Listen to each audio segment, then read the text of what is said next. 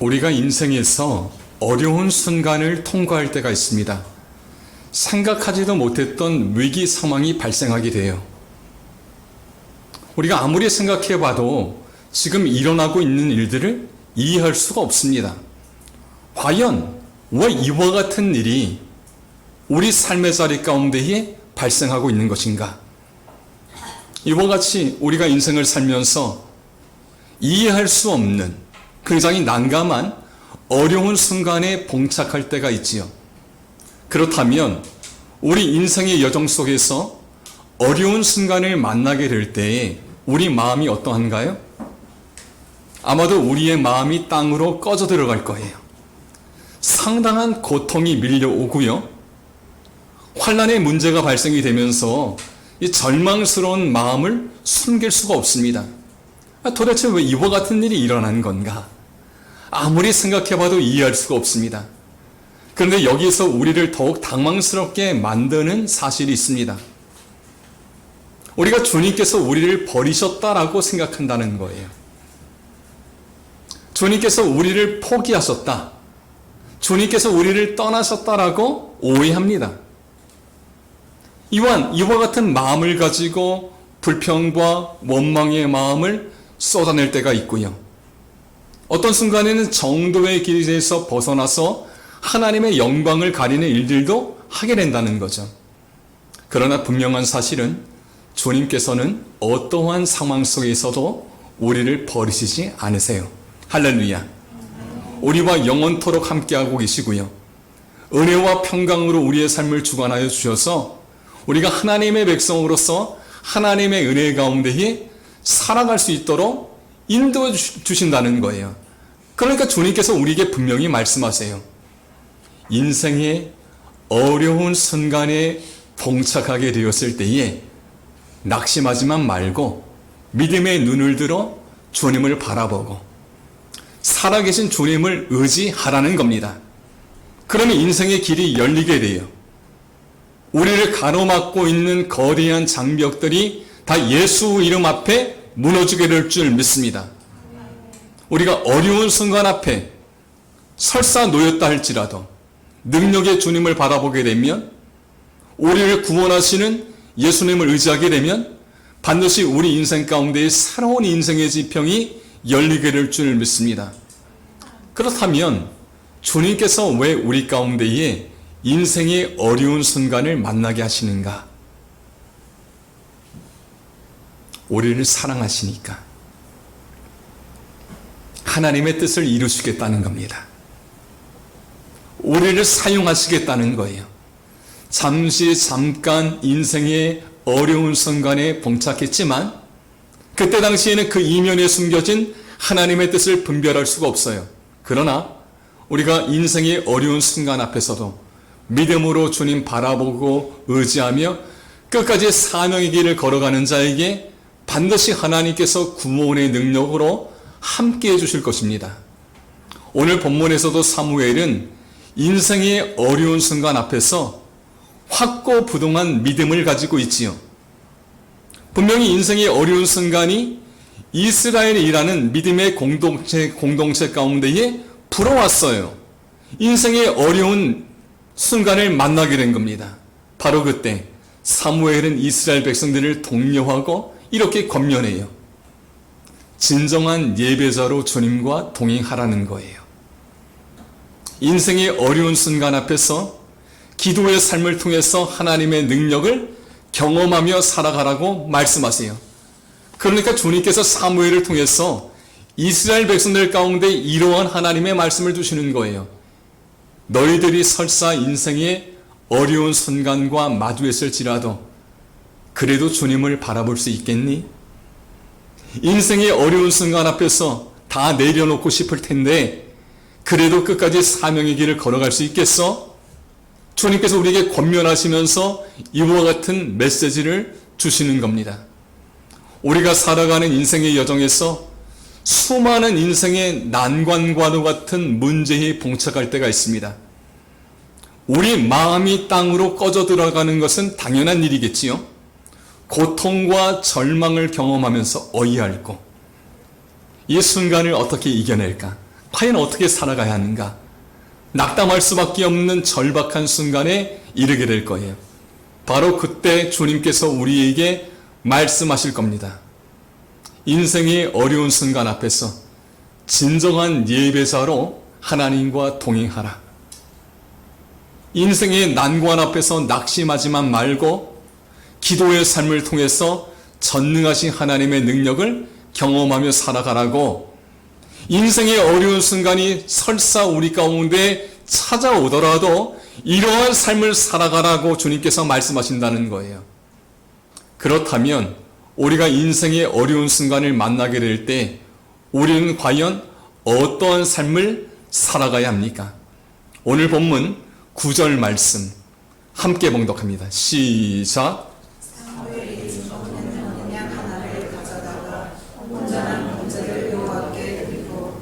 이스라엘을 위하여 여호와께 부르짖음에 여호와께서 응답하셨더라.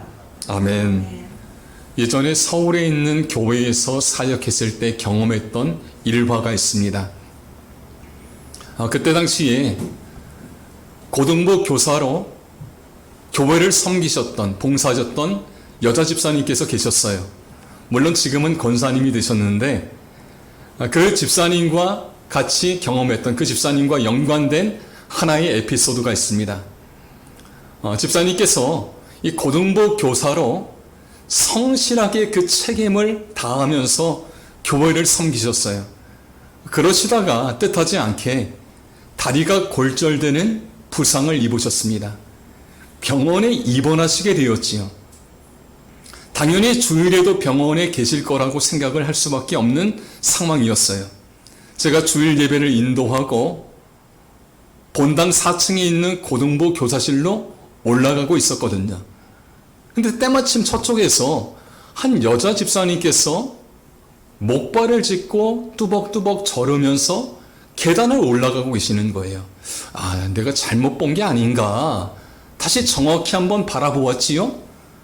그 집사님이 맞으셨어요.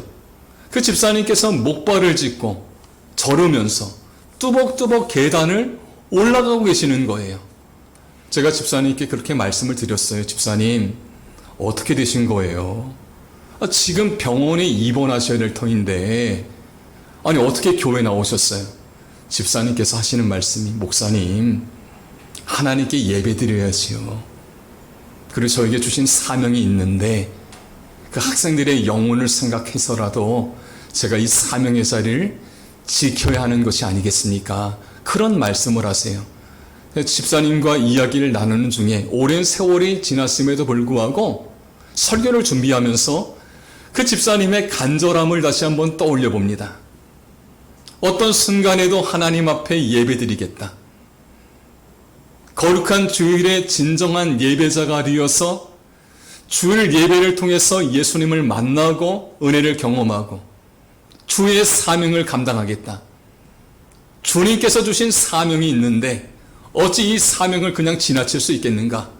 학생들의 영혼을 사랑하는 믿음을 가지고 그 사랑의 열정으로 충실히 사명의 자리를 지키려고 하고 계신 거예요. 그렇다면 어떻게 이와 같은 일이 가능할 수 있겠는가?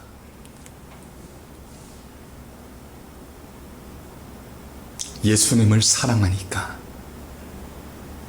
주님의 몸된 교회를 사랑하니까, 학생들의 영혼을 사랑하니까 그 믿음의 중심과 사랑의 열정을 가지고 목발을 짚으면서 따벅따벅 저르면서 그 본당 4층에 있는 교사실로 올라가고 계신 거예요. 아마도 그 중심을 주님께서 바라보신 게 아니겠는가. 다시 한번 돌아보게 됩니다. 그렇다면 저와 여러분은 지금 어떠한 삶을 살고 있습니까? 믿음의 중심을 가지고 주님께서 기뻐하시는 진정한 예배자의 모습을 가지고 주님과 동행하고 계신가요? 인생의 어려운 순간을 만나게 되었으니까 이 인생의 어려운 순간이 내가 하나님 앞에 서지 않아도 충분히 하나님 앞에 이야기할 수 있는, 말씀드릴 수 있는 하나의 근거 자료가 되니까 나는 괜찮다라고 생각하고 있는 것은 아닌지, 여러분 인생의 어려운 순간을 돌파할 수 있는 가장 강력한 하나님의 능력이 무엇이겠어요? 우리가 진정한 예배자로 하나님 앞에 서는 거예요. 여러분, 우리가 기쁘고 즐겁고 행복한 순간에는 뭐 거칠 게 뭐가 있겠어요? 당연히 예배자로 서겠지요. 그러나 인생의 고난이 찾아옵니다. 우리의 마음을 뒤흔들어 놓을 수 있을 만큼의 극박한 상황이 전개가 되어 우리의 마음을 어긋나게 만들고 우리가 가지고 있었던 가치관마저도 붕괴시켜버리는 수많은 다양한 환난의 그림자가 우리 가운데 들이오게 되면 그래도 진정한 예배자로 끝까지 하나님께 예배드리며 사명의 자리를 지킬 수 있겠는가? 다시 한번 우리 자신을 영적으로 점검하면서 인생의 어려운 순간에 이렇게 살아보겠다라고 다시 한번 마음의 결단을 하실 수 있길 바랍니다. 인생의 어려운 순간이 찾아온다 할지라도 주님께서 기뻐하시는 진정한 예배자가 되어 끝까지 주님과 동행함으로 하나님의 약속이 이루어지는 능력을 경험하실 수 있기를 바랍니다. 성경의 인물 중에 진정한 예배자의 모습을 보여주고 있는 대표적인 인물들이 있지요. 아브라함이에요. 이삭이 있습니다. 뿐만 아니라 야곱이 그렇지 않습니까? 이들은 평생의 삶 동안 하나님께 제단을 쌓았어요. 상황과 환경에 상관없이 인생의 어려운 순간이 찾아올 때에도 변함없이 마음을 다해서 하나님께 제단을 쌓으면서 하나님께 경배드렸지요. 여러분 생각해 보세요.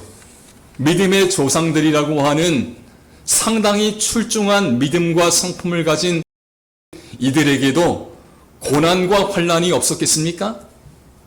당연히 인생의 어려운 순간이 찾아왔을 거예요. 그들의 전 존재를 흔들어 놓을 수 있는, 그들이 지금까지 하나님과 친밀한 사랑의 관계를 형성해 왔다면 그 하나님과의 사랑의 관계를 한순간에 완전히 무너뜨릴 수 있는 숱한 시련과 역경의 순간들이 찾아왔을 거예요. 그래도 변함이 없어요. 그래도 진정한 예배자로 하나님 앞에 서고 있습니다. 여러분, 믿음의 조상들이라고 하더라도 실수와 오류의 문제가 없었겠어요? 그들도 실수했습니다. 인생의 자리에서 넘어졌어요. 오류의 문제가 나타났습니다. 그러나 실수와 오류의 문제가 그들의 예배를 가로막을 수는 없었어요. 진정한 예배자가 되어서 예배의 삶을 통해 하나님의 능력을 경험해요. 예배를 통해 하나님을 만납니다. 예배를 통해 하나님의 인도하심을 받아요. 예배를 통해 그들을 가로막고 있던 거대한 인생의 장벽들이 완전히 무너져내리는 성령의 능력을 경험하게 되지요. 우리는 이와 같은 진정한 예배자의 삶을 통해서 우리 하나님께서 우리를 얼마나 사랑하시는지, 지금도 보혈의 권능으로 우리를 붙들고 계심을 믿음으로 확신하실 수 있기를 바랍니다. 창세기 13장 16절부터 18절까지의 말씀을 함께 봉독합니다. 시작.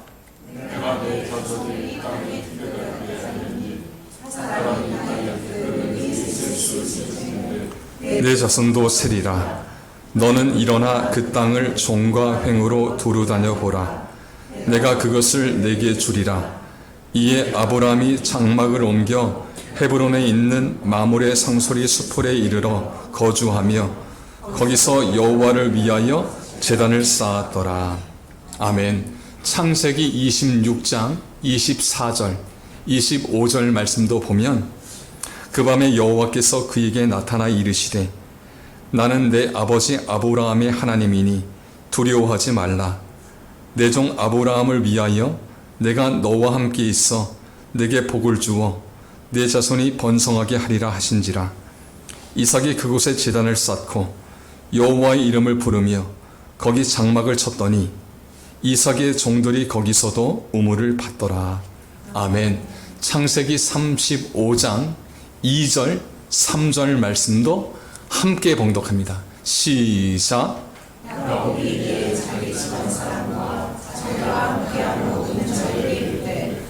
너희 중에 있는 이방 신상들을 버리고 자신을 정결하게 하고 너희들의 의복을 바꾸어 입으라.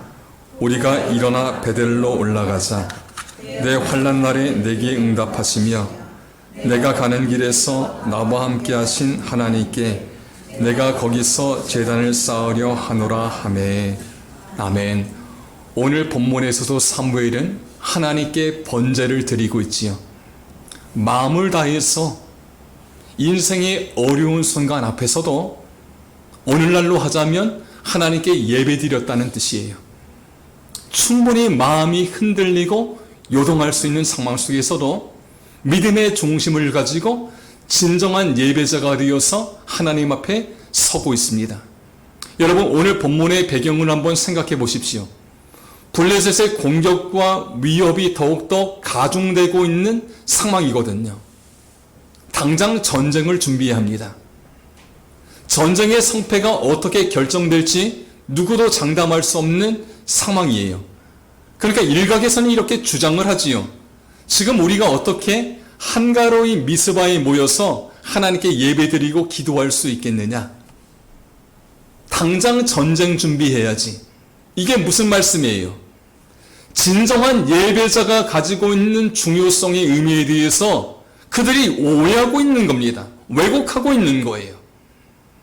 인생의 어려운 순간을 만났을 때에 이 인생의 어려운 순간을 이겨낼 수 있는 가장 중요한 원동력이 어디 있겠어요? 사람의 지혜와 능력으로 한번 이겨보시겠다고요? 아니요. 결코 지금의 상황을 헤쳐나갈 수 있는 어떠한 근거도 사람에게 있지 않아요.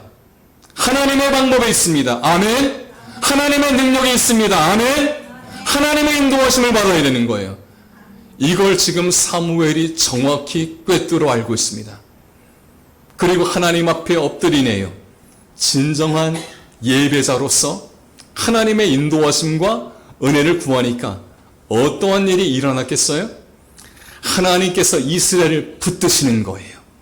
지켜주십니다. 블레셋이 이스라엘을 손 하나 머리털 하나 대지 못하도록 다 막아주시고 성령의 능력으로 보호하시는 하나님의 은혜가 임하게 되었다는 거예요. 이처럼 우리에게도 인생을 살다 보면 수많은 어려운 순간에 봉착할 때가 있을 거예요. 우리 마음이 어떠하시겠어요? 어떤 순간엔 완전히 우리 마음이 무너져요. 우리 마음이, 중심이 땅으로 꺼져 들어갑니다. 야, 내가 그래도 주님 바라보고 여기까지 왔는데 이제 모든 게 다 끝나는 건 아닌가? 두려움에 봉착하게 되죠. 그러나 여러분, 이와 같은 인생의 어려운 순간을 우리가 어떻게 이겨낼 수 있겠는가? 믿음으로 결단하셔야 돼요. 그리고 믿음으로 실천하십시오. 하나님 앞에서 진정한 예배자가 되어서 평생의 삶 동안 변하지 않고 우리 믿음의 중심이 흔들리거나 요동하지 않고 하나님 앞에 진정한 예배자로 서서 끝까지 주님과 동행하며 이 사명의 길을 걸어가실 수 있기를 바랍니다. 반드시 우리 가운데 주님께서 말씀하신 하나님의 언약이 이루어지게 될 거예요. 강권적인 하나님의 능력이 우리의 삶을 에워싸고 포옹해 줄 겁니다. 절치부심 살아왔던 모든 인생의 순간이었는데 우리 인생의 모든 순간이 대역전되는 하나님의 은혜를 경험하게 될 줄 믿습니다. 주님께서 우리 가정과 교회와 우리 하나님의 백성들을 반드시 사용하셔서 이 땅 가운데의 하나님의 은혜와 능력을 나타내는 성령의 도구로 귀하게 사용해 주실 줄 믿습니다. 오늘 본문 7절, 8절 말씀 함께 봉독합니다. 시작.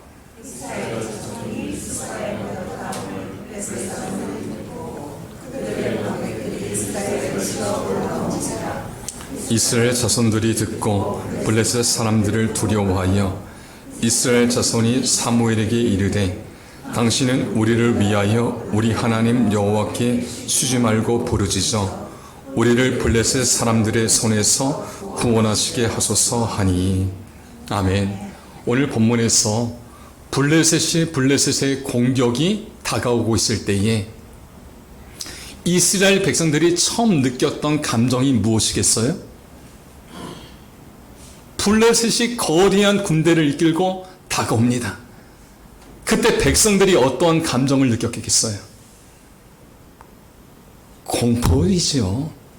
두려움이 찾아왔을 거예요. 걷잡을 수 없는 두려움. 야, 우리 이스라엘이 여기서 완전히 무너지겠구나. 우리는 어떻게 대처할 능력이 없는데 어찌할꼬. 그런데 여기에서 놀라운 광경이 펼쳐집니다. 지금 이스라엘이 미스바에 모여서 하나님 바라보고 주님의 도우심을 구하고 있거든요. 근데 백성들 사이에서 영적인 움직임이 일어나고 있습니다. 그들의 지도자였던 사무엘을 향해서 한 가지 사실을 강하게 요청을 해요. 뭐라고 말합니까?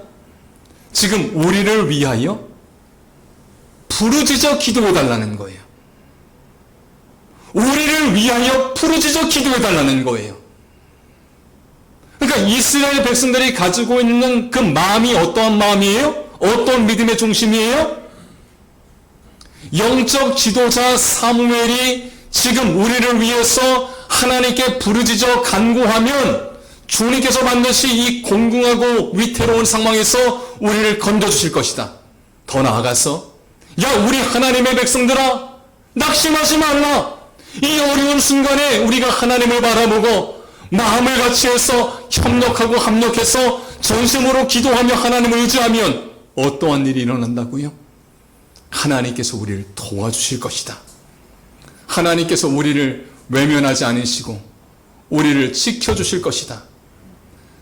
하나님의 승리를 허락해 주실 것이다 라고 확신하고 있는 거예요. 여러분, 사무엘이 어떠한 인물이었습니까? 사무엘은 이스라엘의 사사로서, 지도자로서 하나님께 기도하는 사명자였어요. 모든 상황과 환경을 놓고 하나님께 기도하며 하나님의 인도하심을 구하고 있습니다. 그러니까 이 모든 것들을 정확히 알고 있는 거예요. 바로 지금은 어떤 순간이에요? 위태로운 순간이라고요? 그렇죠. 위태로운 순간이에요. 위기의 순간이에요. 당장 이스라엘이 무너질 수 있는 순간이에요. 그러나 동시에 바로 지금은 우리 이스라엘이 하나님을 바라보며 기도해야 하는 순간이라는 거예요. 여러분, 우리에게도 환난의 그림자가 찾아올 때가 있어요. 바람 한 번 불면 꺼져버리기 쉬운 우리 인생이잖아요. 작고 사소한 고난의 문제만 나타나도 우리 마음이 마구마구 흔들리잖아요. 근데 이 어려운 순간에 우리가 어떻게 이 위기 상황을 헤쳐나갈 수 있겠는가? 기도의 삶을 살아가는 거예요. 다시 기도하기를 시작하는 거예요. 왜 우리 인생 가운데 두려움의 문제가 찾아오고 있는데도 왜 여전히 우리 자신만을 의지하면서 기도하지 못하고 있는가? 지금의 상황을 우리가 이겨내고 이 상황에서 구원받을 수 있는 영적인 근거가 우리에게 있지 않은데 왜 우리는 하나님께 기도하고 있지 않은가? 다시 이 본질적인 질문을 우리 자신에게 제시하면서 믿음으로 이렇게 결단하셔야 돼요. 인생의 어려운 순간뿐만이 아니라 행복하고 즐겁고 기쁜 인생의 여정을 살아갈 때에도 하나님 앞에 기도를 쉬는 죄를 범하지 아니하고 기도의 삶을 통해서 전능하신 하나님의 능력을 경험하시는 우리 명확의 모든 백성들이 될 수 있길 바랍니다. 제가 예전에 신학교에 들어갔다가 방황했던 때가 있었거든요. 이제 목회자가 되지 않겠다라고 작정을 하고 신학교를 떠났습니다. 그랬더니 순간순간마다 하나님께서 찾아오셔서 저에게 말씀하세요. 심지어는 새벽에 잠을 자고 있는데도 불구하고 새벽에도 하나님의 음성을 들려주세요. 네가 지금 있어야 할 곳은 어디인가? 네가 지금 있어야 할 곳은 어디인가? 인생의 어려운 순간 앞에 섰지요. 그래서 다시 한번 하나님의 인도하심을 구했습니다. 하나님의 뜻을 구했어요. 그리고 하나님을 이겨먹지 못하고, 하나님을 이겨보지 못하고, 이길 수가 없지요. 그저 하나님의 뜻에 순종해서 다시 신학교로 돌아왔고, 지금까지 크게 어려움 없이 사명의 길을 걸어오고 있습니다. 사랑하는 성도 여러분, 우리에게도 어쩌면 설교를 준비하면서 저에게 들었던 마음이 뭔지 아세요? 상당히 곤란하고 어려웠던 인생의 순간이었거든요. 근데 이런 마음이 들더라고요. 내가 가장 힘들고 어려웠다라고 생각하는 그 순간에도 주님께서는 나와 함께 하셨구나. 보혈의 손길로 붙잡아 주신 거예요. 우리가 마음을 다시 돌이켜서 다시 주님께로 돌아올 수 있도록 끝까지 기다려 주신 겁니다. 여러분, 이제 우리는 다시 기도의 삶을 시작해야 될 줄 믿습니다. 여러분, 냉철한 신앙의 관점으로 우리 자신을 돌아보면서 생각해 보세요. 우리에게 주어진 인생이니까 한번 내가 내 마음대로, 내 의지대로, 내 생각대로 살아보시겠다고요? 그래서 멋진 성공과 승리를 한번 이뤄보시겠다고요? 끝없는 실패가 반복될 겁니다. 절망의 그림자가 찾아오게 될 거예요. 왜냐? 하나님께서 우리를 사랑하시니까.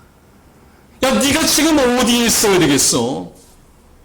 하나님께 기도하는 기도의 자리에서 기도의 손을 들고 주님을 바라보라는 거예요. 기도의 손을 들고 우리의 무력함과 연약함을 인정하고, 하나님, 사람의 방법과 의지와 능력으로 해결해 보려고 했는데 안 되네요. 주님이 필요해요. 예수님이 필요해요. 그러니까 어떻게 하겠어요? 절치부심. 기도의 손을 들고 주의 성전에서 주님을 바라보게 되니까 하나님께서 다시 우리를 생각하시고 하나님의 은혜를 주시는 거예요. 하나님의 언약이 이루어지고, 우리로서는 안 됐던 인생사의 문제였는데 하나님의 능력으로 해결해 주십니다. 사랑하는 성도 여러분, 왜 아직도 기도하기를 주저하십니까? 지금까지 살아온 것이 모르다 주님의 은혜라고 고백하시잖아요. 근데 우리 자신을 돌아보면 정작 기도의 무릎을 꿇지 않아요.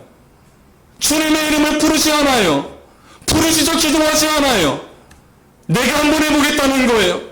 내가 한번 하나님 이겨보겠다는 거예요. 그러나 결단코 하나님을 이길 수 없어요. 다시 기도를 시작함으로, 다시 믿음의 의지를 가지고 우리 자신 돌아보셔야 돼요. 인생의 어려운 순간에 우리가 어떻게 살아가겠는가? 진정한 예배자로 주님과 동행하십시오. 기도의 삶을 통해 하늘의 능력을 경험하십시오. 하늘의 언약이 이루어지는 주님의 은혜가 나타나게 될 줄 믿습니다. 기도하시겠습니다.